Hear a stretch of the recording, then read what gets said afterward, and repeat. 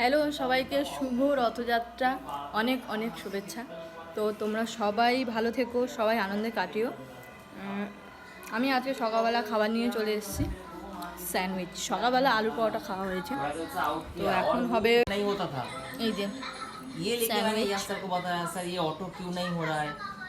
Sandwich খাওয়া হবে, তো চলো চলো। बहुत अच्छा है। তো তোমরা দেখো, আমি নিয়ে চলে এসেছি খাবার।